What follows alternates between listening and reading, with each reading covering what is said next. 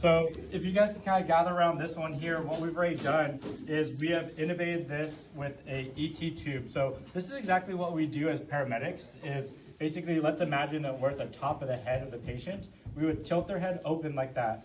And then we'd use this device, it's called a laryngoscope. It's like a hook with a flashlight on the end of it. And we would stick it into their mouth, underneath their tongue. And then we would scoop their tongue up and bring their whole kind of mouth area up until I can literally see down their throat. And then we're gonna see at the bottom their vocal cords. And then we'll know, what's the vocal cords? What area is that called? Starts with an L? Larynx. The larynx, right? And so then we know that that's going into the trachea.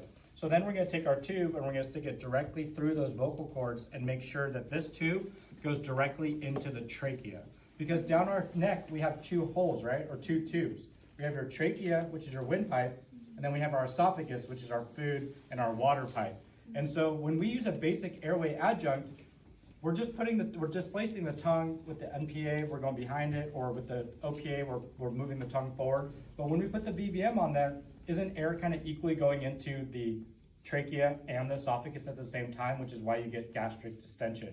So the reason why this is advanced and kind of a better way of managing the airway is because we can secure this airway directly into the windpipe only, so that when you put the air in, it's only going into the lungs, which makes it not distend the abdomen. And then also, if they were to vomit, where's the vomit gonna come from? The stomach, out the esophagus. It won't really affect the airway so much because we've secured the airway. And so what we do is put that in there. So we put it in there. At the base here is basically what we call the carina, where it's gonna split off into the two different lungs. And then when we inflate them, you're gonna see that they can inflate like this. So the BVM is positive pressure ventilation. Every time that we bag them, it's gonna inflate. And then when we let go, it's gonna deflate. Okay, so go like that. And so each time that we bag somebody, that's kind of what we're looking for. Now, when you're using CPAP, which kind of cool is it's gonna blow up their lungs even more.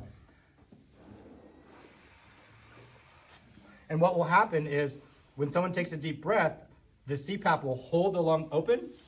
And then when they exhale, they'll have to exhale against that pressure that's being pushed on them because their mouth is kind of like filled with like a leaf blower or whatever, like that. But you notice how this is keeping the alveoli open. The reason why CPAP works so well isn't because it's pushing fluid out of the lungs. It's just making the lung space bigger so that the amount of fluid that's in there isn't affecting it that much. So what's gonna end up happening when someone's on CPAP is each time they take a breath, the first breath is gonna open the lungs, but instead of deflating like it does with the BVM, it's gonna stay open like this, and then they're gonna try to exhale against it, and then they're gonna take another breath, and it's gonna go, and it's gonna keep it inflated more. And then they're gonna take another breath, and it's gonna go more.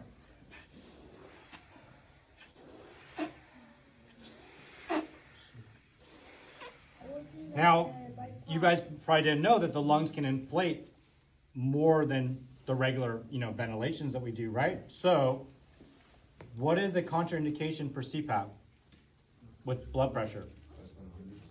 The blood pressure has to be over 100. It can't be under 100. And the reason for that is because if we overinflate these lungs, there's only so much room within the rib cage, right? So if these keep filling up, like I was just doing, what's gonna end up happening? It's gonna push on the heart. And the heart's gonna be sitting there going like, bro, I can't get a squeeze in. And so then cardiac output's gonna go down, which means blood pressure's gonna go down.